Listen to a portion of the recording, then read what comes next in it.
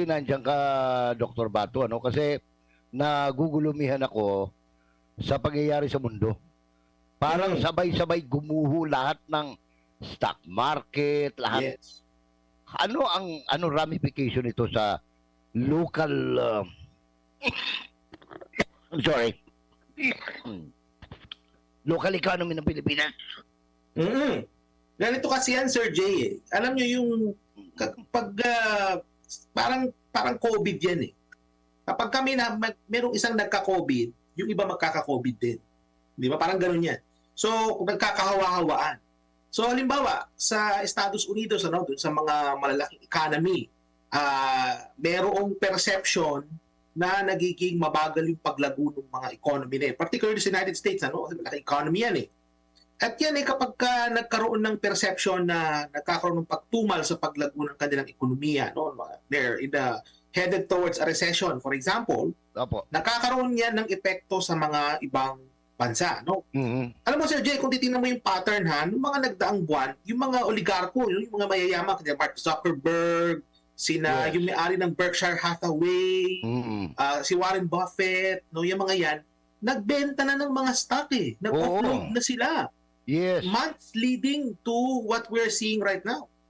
And then, kung titingnan mo yung stock market ng Japan kahapon, it registered the single biggest drop, I think, in 10 years. Ang laki ng ibinaba ng Nikkei. Sabi nila, since 1987 daw, ito yung pinaka-grabe pagbagsak. Correct.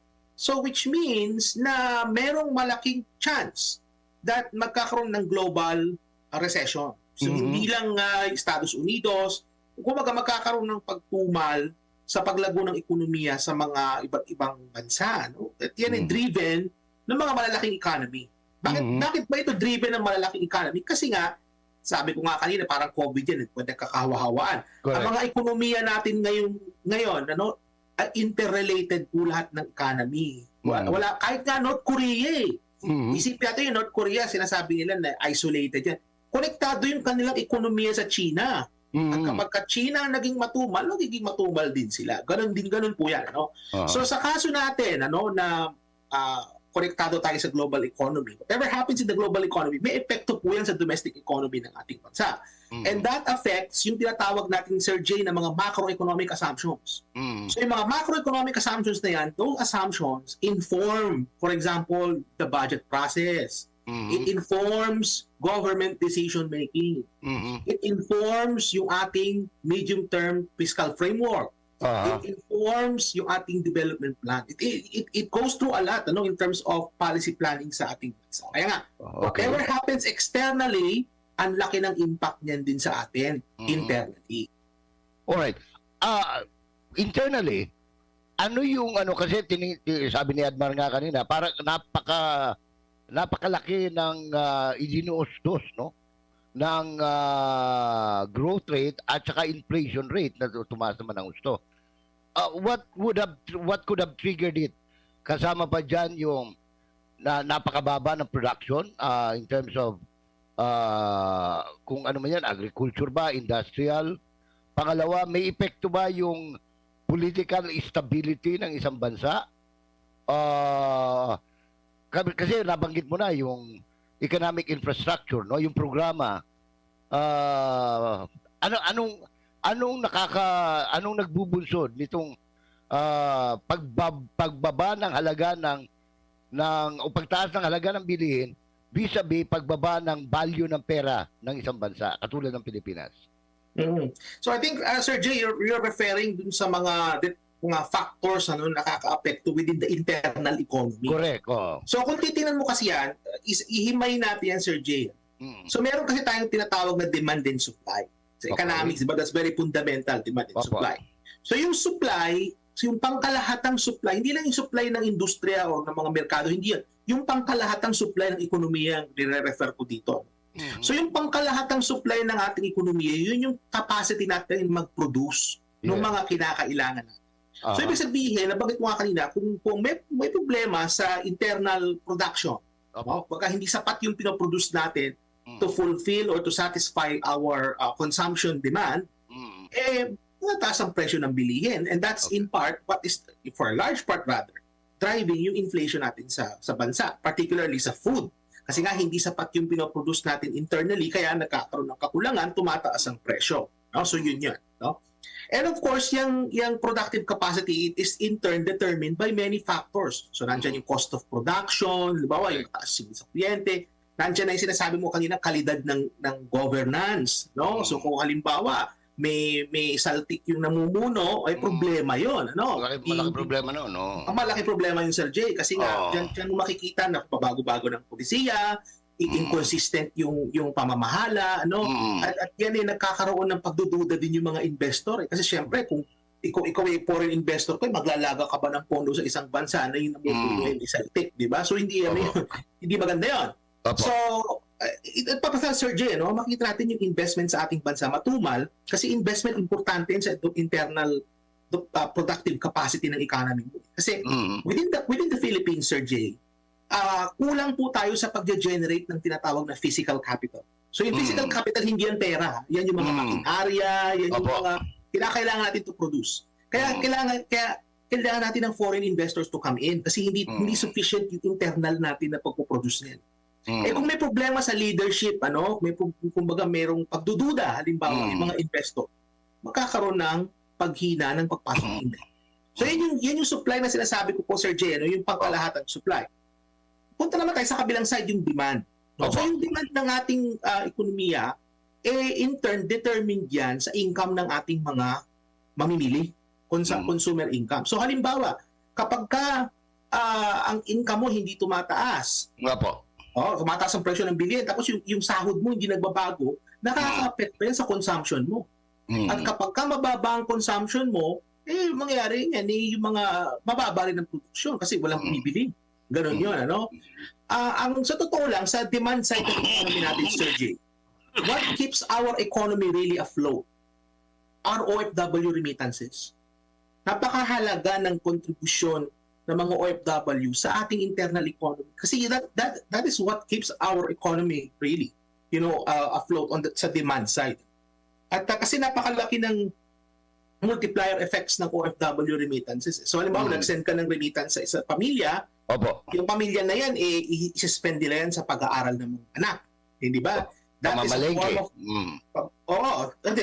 consumption. Sige, sa consumption, mamalengke, bibili ng TV, bibili ng kotse, kung ano-ano pa. So that creates demand, ano? Pero meron ding mga factors, Sir Jay, that generates long-run returns sa economy mo, particularly education and health.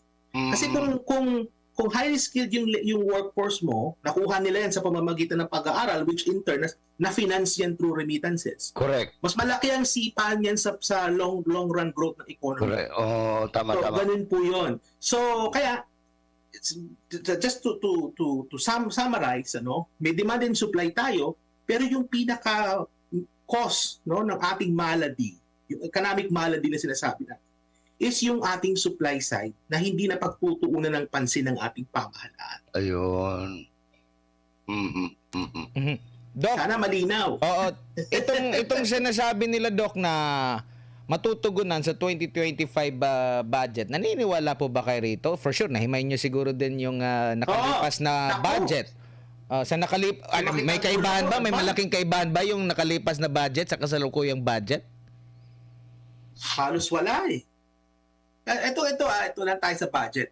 Nakikita natin sa budget na okay, yung may mga departamento na tumaas talaga yung budget nila. Kagaya sa DA, okay yun.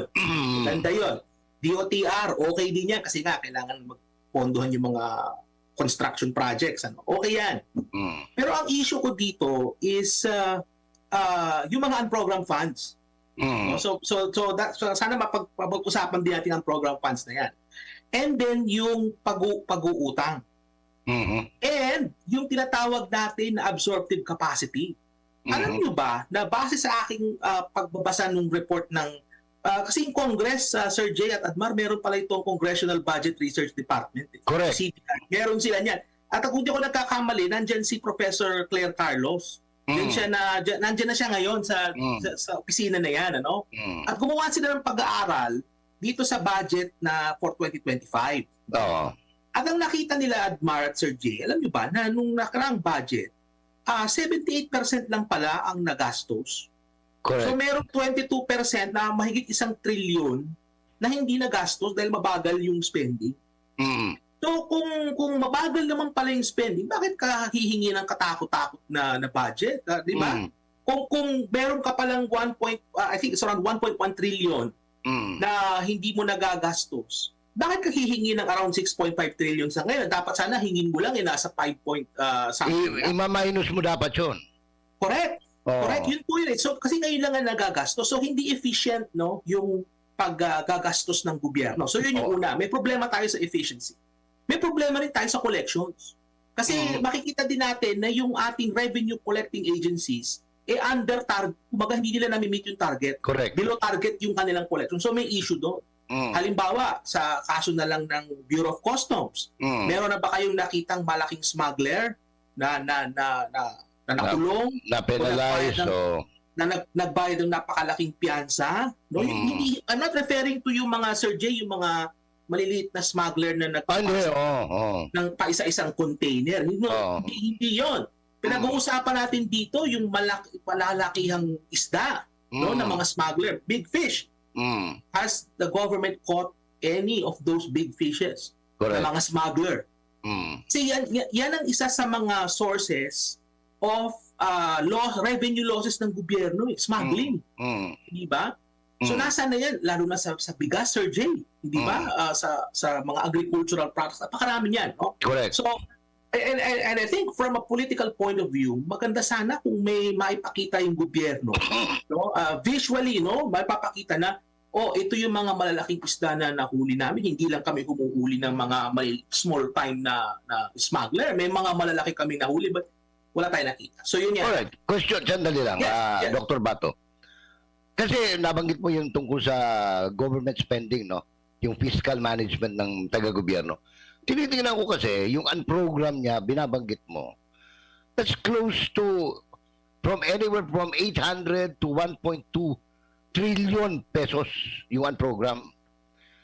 Kung ito ba ay instead of ginawang pang-ayuda, dinaan sa pump priming of the economy in terms of economic infrastructure, mag-aano ka ng labor force, dadami yung production ng simento, na lahat na kailangan sa economy. Malaki bang bagay kung yun sana ang ginawa ng gobyerno? Instead of... Sir Jay, meron tayo tinatawag na konsepto ng multiplier effects sa economy. No? So yung sa kaso ng ayuda, so halimbawa, kung pinaggastosan ng gobyerno yung through ayuda, halos zero yung multiplier effect niya. Wala, zero. Halos zero. Kasi pagkagasta niyan, Sir Jay, tapos na eh. Wala na. O yung iba nga, di ba, balik tayo ng COVID. Kung maalala nyo yung under sa bayanihan, nagkaroon ng social amelioration. Correct.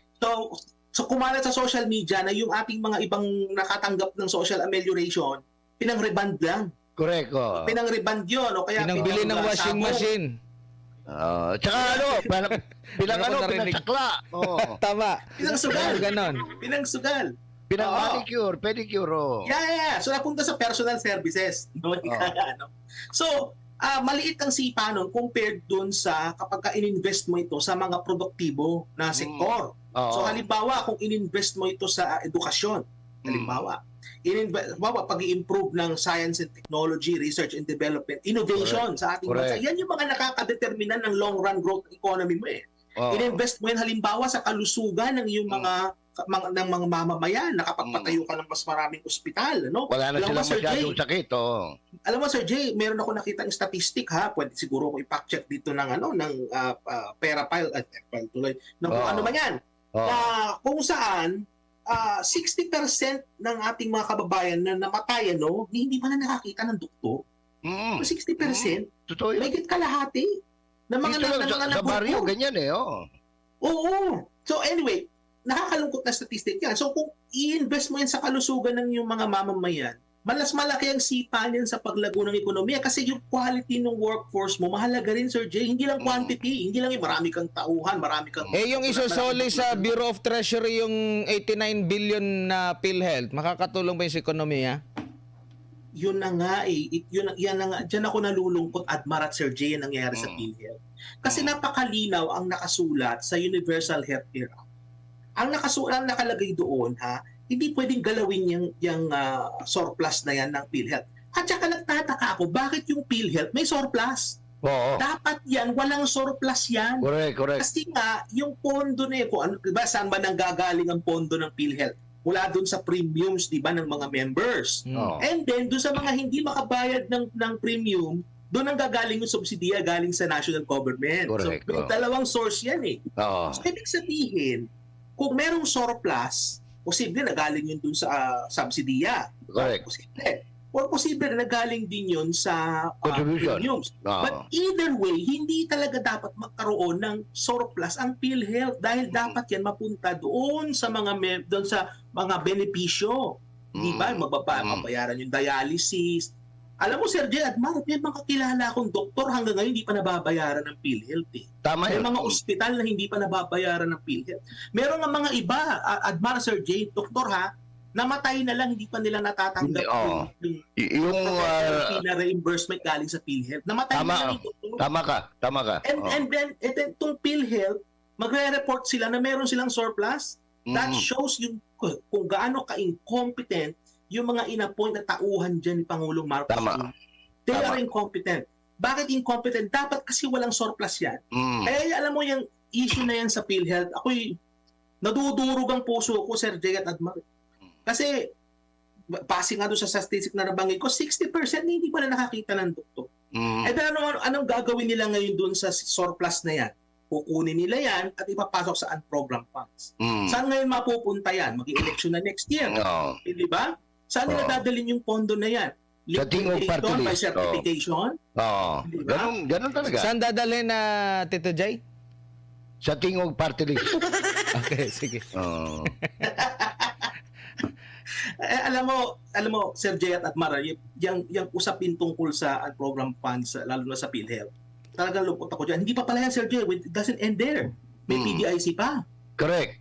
Insurance. Remember yung batas, yung charter ng PDIC, nasabi doon na yung pondo na yan, Mm. yan for the insurance ng mga depositors. Correct. Kasi dyan, di ba dyan sa Pilipinas, kapag kayo nag-open ng account, yan guaranteed yan ng PDIC for I think up to 250,000 pesos. 500,000 na ngayon, no? 500 tinaas na pala. Kita mo pala. Oo. Outdated yan. Thank you for fact-checking. Oo. So 500,000. Opo. Now, the issue is, itong issue dyan, no? Okay lang naman na may surplus ang PDIC. Unlike yung PhilHealth, si PhilHealth, iba usapin yun. Sa PDIC, okay lang may surplus.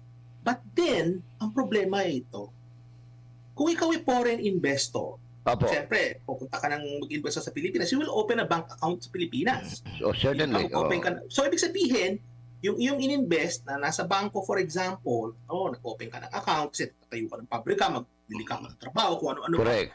Insured yan ng PDIC. Securitized. Securitized. Yes. Up to a certain amount, of course. Oo. But now, nakukunin nila yung surplus na pera ng PDIC. That sends a bad signal Mm. sa mga investors. Paano? Paano kung nagkaroon ng bank run yan? Wala habol.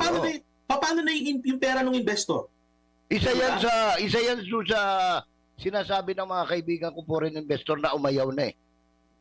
Umayaw na. Kasi they're changing the rules in the middle of the game. Kasi nga, nasa namumuno yan.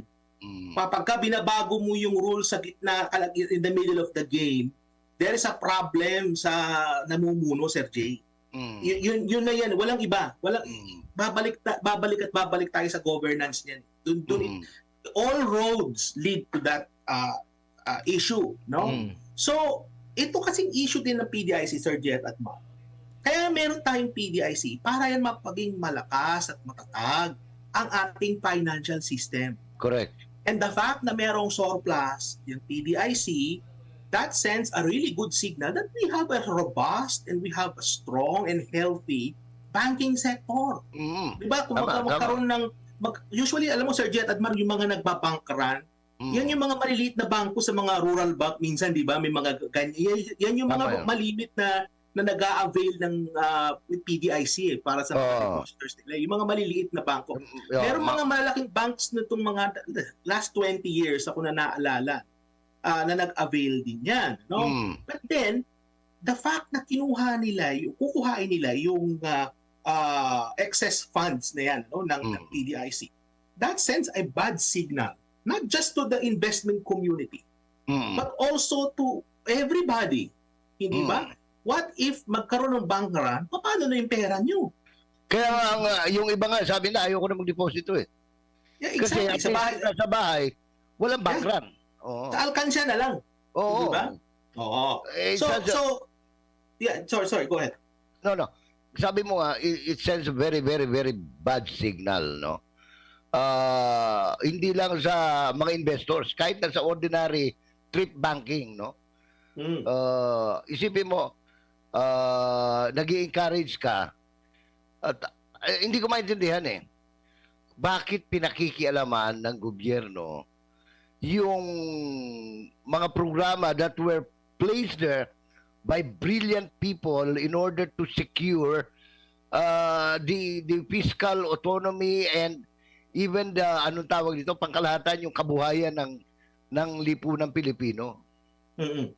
Alam mo, Sir Jay, Admar, now it all makes sense to me. Kasi nung umpisa nito, diba, yung Maharlika Fund, I think they were experimenting on something. Paliwanag ko itong experiment nila na to. Ang eksperimento nila ay ganito. Okay, what if kukuha tayo ng pondo mula sa mga GOCC at bubuuin natin para maka-create tayo ng panibagong pagpakukunan ng pondo? And there came the Maharlika Fund. Correct. So ano ba yung naging mechanism ng Maharlika Fund? Okay, so merong yung PAGCOR, merong pera na ilalagak doon, yung Bank Sentral, meron yung dividendo, DBP and Land Bank. Nakabuo sila ng pera, umandar ang Maharlika Fund, which by the way hanggang ngayon walang opisina. Today is August 7, 2024, and today wala pa rin opisina ang Maharlika Investment Fund. Ni telepono nga, wala pang telephone number eh. Kagaya ko, Sir Jay, gusto ko mag-apply sa Maharlika Fund. Gusto ko mag-apply sa, para makatulong. Paano ko mag-apply? Walang address. Saan ko send yung aking application? Correct. So, I mean, that's really terrible yung ginagawa nila sa Maharlika Fund. But that's a different topic. No? But the thing is, they were doing an experiment on how to creatively get funds from various GOCCs. Okay, so nakita nila na it worked. Kasi umandar yung fund, di ba? Ngayon, what they're trying to do is hindi lang sa Land Bank, DBP, or itong mga banks na ito, kundi sa pangkalahatang GOCC na ang ginagawa. Pati PhilHealth na kasama na. Pati PDIC kasama. Ngayon, meron naman po talagang mga GOCCs na revenue generating. Correct. Na talagang makakatulong sa National Expenditure Program. Nandiyan kagaya, Sir Jay at Admar, halimbawa yung PNOC. Ang laki ng kinikita niyan. Correct. Ang laking income generator niyan for the government. Marami mga GOCs. Kasi kumikita sila sa geothermal at lahat. Oil exploration, yes. Yeah, exactly. So they could use that for sure. Fine. But okay lang yun. But the thing is, tandaan natin na each of these GOCCs, lahat itong mga to, these were created by law. May charter. Exactly. May mga batas na nag-create dyan. Ngayon, itong ginagawa nila sa GAA, na kung saan, na gusto nilang kuhain, itong mga, ang program funds, itong mga sources na ito. In effect, Sir Jay at Admar, what they were trying to do, is to actually indirectly amend these charters. Now, the question for legal scholars is that legal? Yeah. Is that legally possible? Correct. At yan ngayon ay nakasampa na yan sa Supreme Court questioning the legality of such move.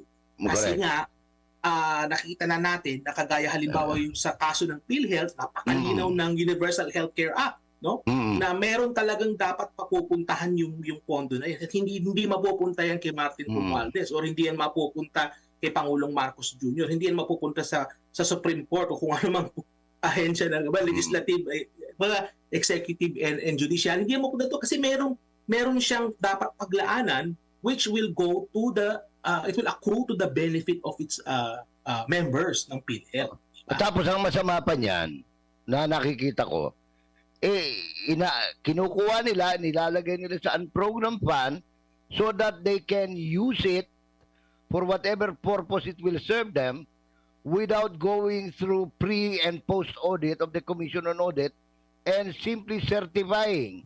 Kunyari, gumastos sila ng 100 million. Isa-certify nila, uy, gumastos kami ng 800 billion. Wala na tayong magagawa, sinertify lang eh.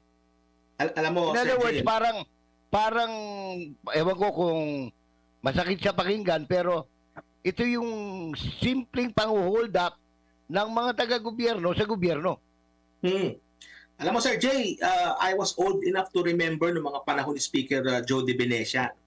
So, noong mga panahon na yan, may issue din about pork barrel. Kung Correct. maalala mo, Sir Jay, nung mga late 90s yan, panahon ni FBR, mapatinding issue niya nung araw, no? Na yung mga congressman, may mga kanya-kanya silang pork barrel. Correct. At least, Sir Jay, nung time na yun, nakadeklara na pork barrel yan. Oo, subject pa rin sa audit. Oo. Pero ito ngayon, mas malala ito. Kasi ito, bukod sa iyo nga, may magkaiba sila ng auditing policy, ano eh. Itong sa ngayon, mapatindi, certification lang na ginastos ko ito, that's it. Walang resibo, nothing. Gagawa lang ako ng certification, no, na nagamit ko itong pera na to. Oo. Hindi lang yun, ano, kasi nga unprogrammed funds siya, pwede siyang lumaki ng lumaki, Sir Jay. Correct. Pwede siyang lumaki. At ang nakakatakot nito is parang infinite yung sources nila nito kasi pati nga yung mga GOCC na gusto na nilang kuhain eh. Hindi ba? So, this is really concerning and it goes against a certain principles of fiscal management. So, kagaya halimbawa ng fiscal discipline. Hindi yung kaso ng unprogrammed funds, labag yan dun sa fiscal management frameworks. Hindi ba? Nakakatawag niyan. That is already. So, yan yung kultura na dapat mawala sa atin. Yung pagno-normalize ng graft and corruption sa gobyerno. Totoo. Mabuti binanggit mo yan. Kasi kung reklamo tayo na reklamo, pagdating ng eleksyon, ngayon malapit na yung filing of certificate of candidacy. Yung pa rin, ibabalik mo yung senador na the whole 6 years nakaupo lang. Di ba? Magpapacheck lang ng attendance. O kaya na-convict.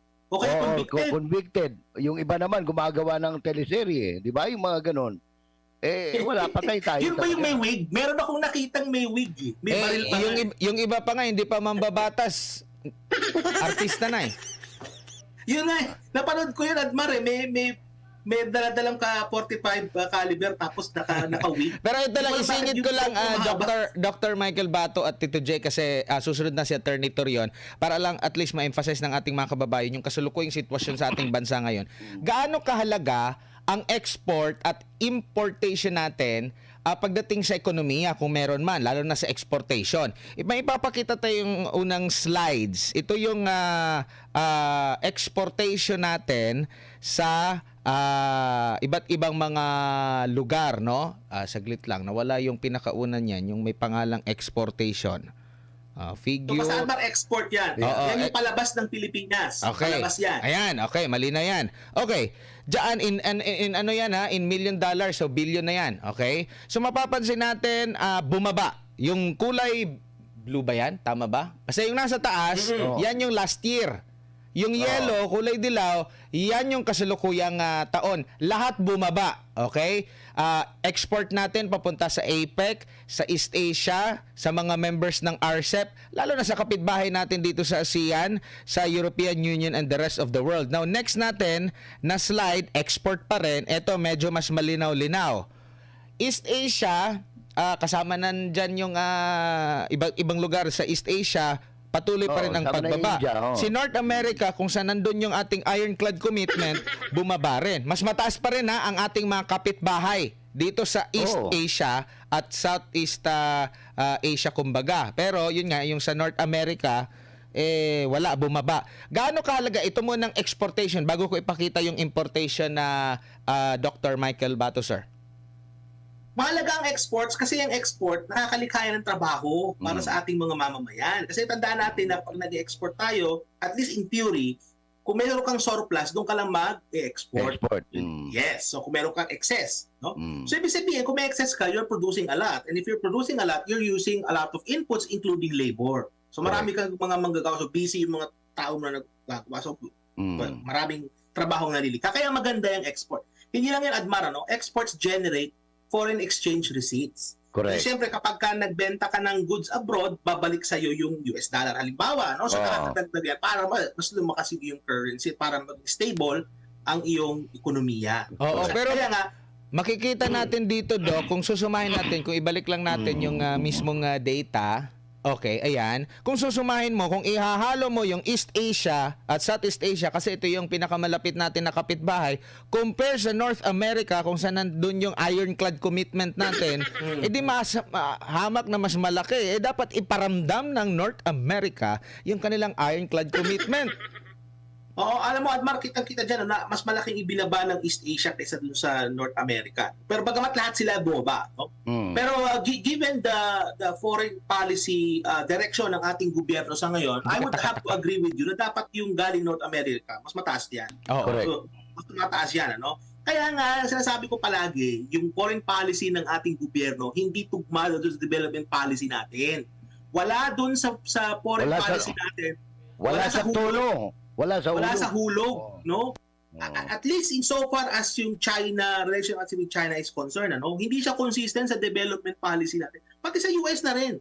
Kasi sa development natin, ang pinaprioritize natin dyan, yung economy natin, hindi yung economy ng Estados Unidos. Correct. Bakit ko nasabi yan? Kasi the fact na bumibili tayo ng maraming armas sa Estados Unidos, no? Dahil ito sa tapang-tapangan natin dyan sa China. Ang nangyayari dyan is pinapayaman natin ng Estados Unidos. Ano nangyayari sa atin? Tayo nalulugmok sa utang. Halimbawa, yung 500 million na wala pang kasiguraduhan na sinabi ng US na tutulungan daw tayo, yun pala, utang pala yun. No? Wala tayong choice kung hindi bumili ng armas sa Estados Unidos. So, sinong pinapayaman natin? Hindi ang Pilipino. Ang pinapayaman natin ay yung mga nasa military-industrial complex ng Estados Unidos. Correct. So, this is a simple example na kung saan hindi tugma yung ating Philippine Development Plan doon sa foreign policy na tinatahak ng ating gobyerno sa ngayon. At yan nagmamanifest na doon sa datos na nakita nyo kanina lang. Oo. Dako na tayo sa import naman, yung slide 2 na. Import tayo. Sige, import. Sa slide 2 na lang tayo para diretso kasi may pagtaas po. Hindi, yung slide 2 sa import. Ayan, import. Export import yan yung eh. kanina. Yung Diba, kanina. import na, yung isa. Yung import. Okay, yung panghuli. Export pa rin yan. Ayan. Mapapansin natin, tumaas ang importasyon natin dito sa sa East Asia. 4,584 in million US dollars. And though may mga pagbaba pa rin, pero sa Western Asia, tumaas din yung ating importasyon. Ano naman ang nito, epekto natin sa ekonomiya kung meron man? Bababa, tataas? Kasi kung makikita natin na kung hindi ako nagkakamali, Admar, yung ating importation from East Asia ay tumaas, no? Sa ibang lugar o nawala. Sa ibang lugar ay bumaba, with the exception of West Asia. Ayan. So West Asia tsaka East Asia tumaas. Sa iba ay bumaba, no? Ganito kasi yan eh. Either way, Admar, mataas pa rin yung import levels natin, no, historically. Kasi angkat tayo ng angkat, lalong-lalo na sa pagkain. Ito sa East Asia naman, na nakikita ko dito, this highlights the importance of China sa ating economy. The fact na tumataas yung importation natin from East Asia tells us in a very, very good chance, no, na umaas yung imports natin from China during this period. No? So, given this piece of information, mga kababayan, sa palagay niyo ba, can we afford to have a bad, relationship with our biggest trading partner? Exactly. A country that is just right next door, no? Hindi siya ocean away kagaya ng Estados Unidos. You have to cross the Pacific to get the US. Ito, 2 hours away, nandun ka na by airplane, hindi ba?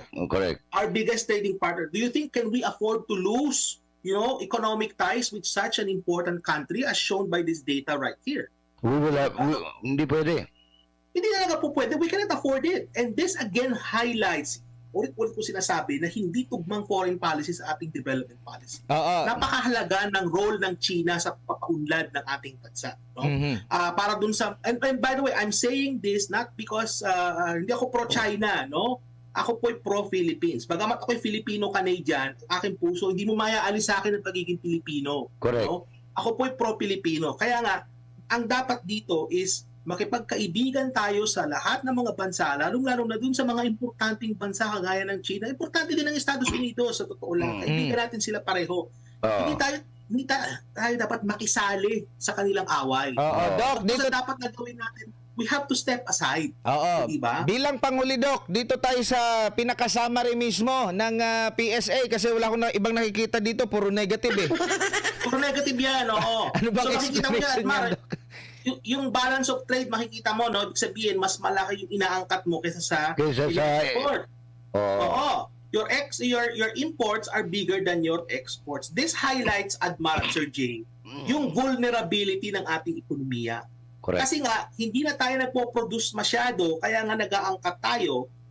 Kumbaga, sinurrender na natin yung economic sovereignty natin, which is a really bad thing. Hindi maganda yun, mga kababayan. Isipin nyo, yung food security natin, we are at the mercy of the global market. Diba? Pagkain ng yung mga mamamayan, isinurrender na. Basic na basic. Basic na basic yan, pagkain. Okay lang sana, Sir Jay, yung gas, yung langis petroleum, kasi talaga maintindihan tayo. So tanggap na natin yan eh. Diba? Tanggap na natin yan na yung sa energy natin, sa petroleum. Pero pati bigas, okay lang yan. isda. Pero yung pinaka-basic, no, which is food, na ini-import pa natin, ay nakakalungkot yan. Talagang sinurrender na po natin yan. Hindi dapat gawin yan. Hindi dapat yan mangyari. And kailangan ma-reverse natin yan, Sir Jet at Mac. At may panahon pa, no, para ma-reverse yan. Correct. Kasi nga, there will come a time na mahihirapan na tayong bumalik. Diba? So sa ngayon, based sa aking analysis, bilang isang economist, may oras pa. May oras pa para makabalik tayo. Akala ko, may oras pa para magbitiw. Para makabalik. Pero ito, Actually, sususugan ko lang yan, Admar. We sige. need a new vision para sa ating bansa. Okay. Pinakahuli na lang talaga. Dito ba sa nakikita mo sa takbo? Huli na yan eh. Yun nga. Kasi ito, bilang panghuli, sa nakikita mo sa import-export natin, sa takbo ng ating ekonomiya, ikaw ba'y naniniwala sa pahayag ni Finance Secretary Ralph Recto na malaki na ang ekonomiya at may kakayanang makabayad ng mga utang? Ako po. Charot. Gusto ko yung sagot. Chan lang. Mabilis na explanation. Ano? Hindi true lalo yan. Charot yan. Kasi, ganito yan eh. Kasi, ganito yan. Yung paglago ng iyong ekonomiya, we're underperforming pa nga. Correct. Diba? Underperforming economy. Right. So, at saka the question is, bakit pa tayo uutang ng uutang? The fact na hindi nagagastos lahat ng ina-appropriate mo, and on top of that, may plano pa kayong kumuha ng pera mula sa mga GOCC to finance and program funds. Why is there a need for you to borrow more? Ito pa pala, bago nyo ako bitawan at Marat Sir Jay, na-reach natin ang pinakamababa na debt to GDP ratio in recent memory. It was at 39.6%. Correct. Noong 2019. At sinong presidente noong 2019? Ang ating beloved Rodrigo Roa Duterte was the president. We've reached the lowest debt to GDP ratio in recent memory. Kumbaga, we're growing at 6% at that time. We're growing at around 6%. Mababang debt to GDP ratio. At hindi lang yun. Yung mga build projects, they're ongoing, they're funded. Correct. Okay. The economy was prime. We had to borrow more, fine. Pero 4 na taon na after the pandemic, why is it our debt to GDP ratio is still at the same levels as it were during the pandemic, which sits at around 60%? Dapat itong mga time na to, yung debt to GDP ratio mo, binababa mo na. Nakaangat na dapat. Yes. And on top of that, syempre lumalago rin yung economy mo, but yet, your debt to GDP ratio hindi nagbabago. So which means na, umuutang ka ng umutang. And again, nakadudurog ang puso ko dyan. Kasi, bakit mo kailangang umutang? Yung sobra-sobra ay pera mo yung customs mo at saka yung BIR mo under target. Hindi na na-meet yung kanilang revenue collection targets. Yung BIR, for example. yung pera ng gobyerno hindi mo nagagasto sa 100%, 78% absorption rate. Kukuha ka ng pera sa mga GOCC, papasok sa unprogrammed funds. Nako. And yet, uutang pa rin tayo. Dapat yung debt to GDP ratio, mababa na yan. Dapat Kaya nga, dapat bumaba na talaga. Yung a new vision. yung inflation bumaba na talaga yan, saka yung utang. Yes. Doc, maraming salamat po sa inyong oras at panahon sa ulitin. Ingat po kayo Oo, at alam nyo, madaling araw na bago dyan. nyo ko bitawan, maghahanap muna ako ng upload.